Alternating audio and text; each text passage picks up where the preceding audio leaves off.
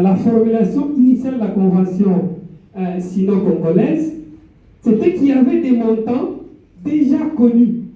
C'était d'abord 6 milliards de dollars, et puis on a diminué à 3 milliards, qui devaient financer les infrastructures. Aujourd'hui, nous sommes dans l'incertitude. David l'a dit, c'est des formules.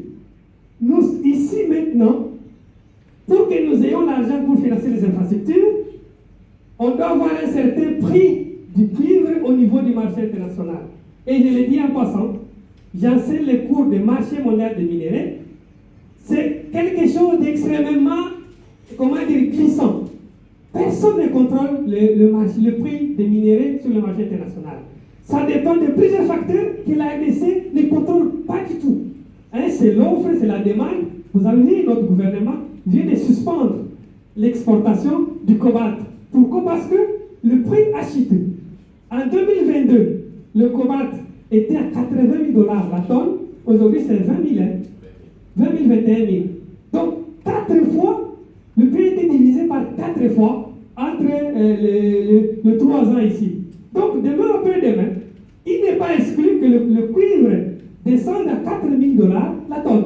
Et en ce moment-là, nous n'aurons rien. Ça, c'est extrêmement grave. C'est pour ça que je suis d'accord avec ce que Martin a dit.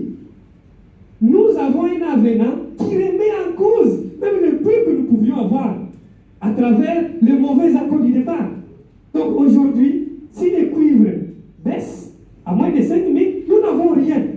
Que la Sycomine produise, exporte 100 000 tonnes, 500 000 tonnes, nous n'aurons absolument rien. Nous sommes dans l'incertitude sur le financement des infrastructures. Alors, est-ce qu'on peut dire qu'il y a avancé? Non, il y a recul. Là, c'est clair, il y a recul. Parce qu'on est conditionné par les aléas que nous ne contrôlons pas. Et ça, c'est extrêmement grave. Alors, est-ce qu'il y a de la volonté? Oui, nous l'avons dit. Le fait que le président Tshisekedi, quand il arrive au pouvoir, de se baser sur la question, c'est quelque chose qu'il faut apprécier et louer. Et le CENPA vous le dit clairement, que nous avons félicité la volonté du président Tshisekedi de pouvoir se baser sur ce contrat. Parce que ça fait 15 ans que nous disions, depuis déjà 2008, nous disions que ce contrat n'est pas bon. Nous n'avons pas été écoutés. Mais au moins, le président Tshisekedi, quand il arrive, il se passe le contrat. Mais malheureusement, comment on règle le problème? On nous amène une solution qui est pire que l'accord initial. C'est ça le problème.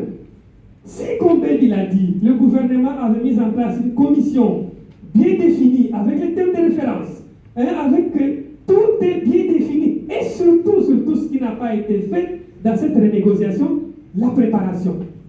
Rien n'a été fait pour préparer la renégociation. Nous avons dit, et Baby l'a dit en tant que CENPAV, plusieurs fois, que le gouvernement congolais doit procéder par des audits du projet aujourd'hui, pour savoir combien on a investi dans les mines, combien on a investi dans les infrastructures. Les chiffres qui existent aujourd'hui, c'est des chiffres contradictoires.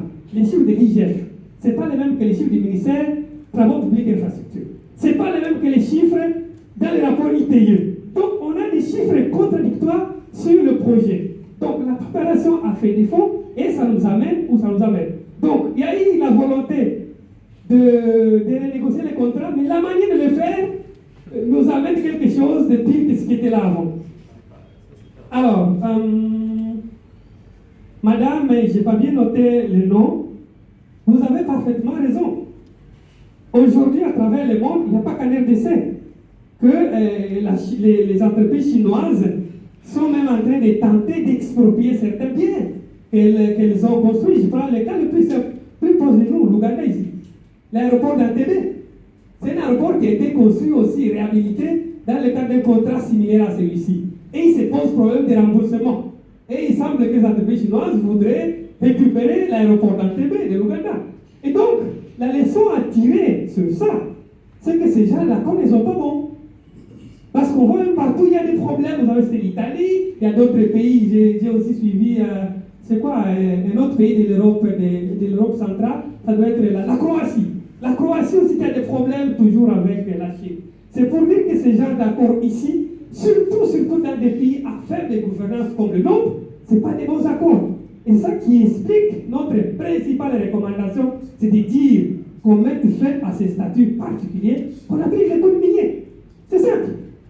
Parce que le modèle actuel, il pose problème. Non seulement le montage pose problème, nous n'avons pas suffisamment de capacités pour contrôler ces genres d'accords. On les appelle les accords, les prêts adossés aux ressources naturelles.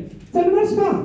Et il y a beaucoup d'écrits comme ça qui ont déjà démontré que ce n'est pas des bons accords, surtout dans des pays à faible gouvernance, parce que ces accords apportent des nouveaux modes de gestion, des nouveaux modes de contrôle qui ne rentrent pas dans la gestion classique de l'État. Vous avez encore posé la question sur la confusion entre prêt et financement. Justement,